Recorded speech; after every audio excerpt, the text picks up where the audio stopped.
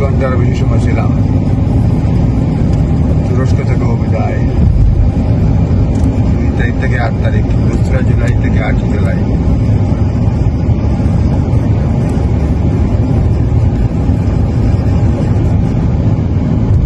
এই থেকে দূরে মসজিদ দেখা যাচ্ছে।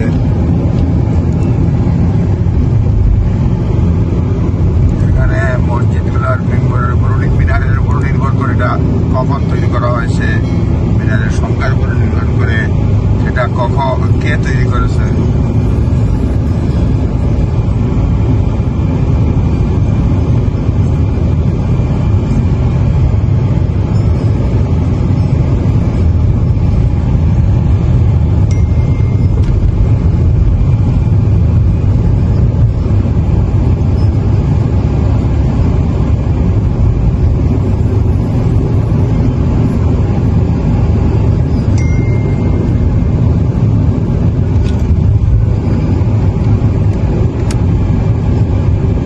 এয়ারপোর্টের কাছাকাছি, এজন্য বাম দিকে কিছু বাড়িঘর আছে, তার দিকে বোঝা যাচ্ছে না এগুলি বাড়িঘর না, মোস্ট পসিবলি বাড়িঘর।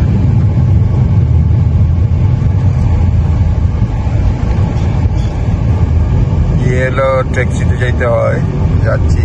সেখানে 70 থেকে শুরু হয়, 70 লিরা, আর পাউন্ড কনভার্সন রেট বলছি 60 বা 62 লিরা পাবেন আপনি 1 পাউন্ডে।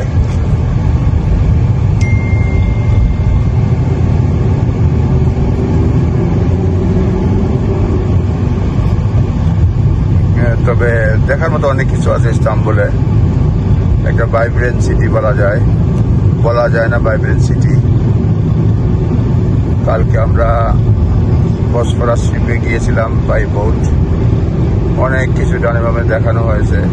আমার মনে হয় কেউ যদি প্ল্যান করে আসে, মিনিমাম ইস্তাম্বুলেই 1 সপ্তাহ বা 8 দিন থাকতে হবে পুরোপুরি দেখার জন্য, শুধুমাত্র ইস্তাম্বুলেই। আর সারা দেশ দেখতে হলে তো অনেক সময় নিতে হবে। আমি ইচ্ছা করে নিয়েছিলাম,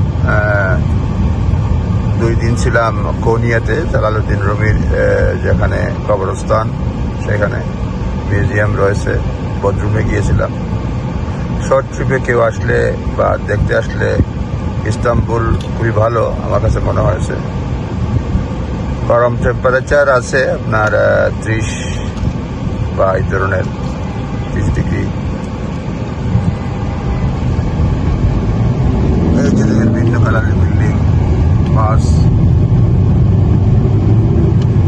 খাবার দাবার বেশিরভাগই কেবাব। মসজিদে শহর বলা যায়, অনেক মসজিদ। আসলে অনেক কিছু শেখা হয়েছে, জানা হয়েছে। ভালো গাইড থাকলে সে আরো ভালো বলতে পারবে। আজ এ পর্যন্তই, আবারও দেখা হবে হয়তো ইস্তাম্বুলে কিংবা অন্য কোনো দেশে, কিংবা তুরস্কে কিংবা অন্য কোনো দেশে। খোদা হাফেজ, সালামু আলাইকুম।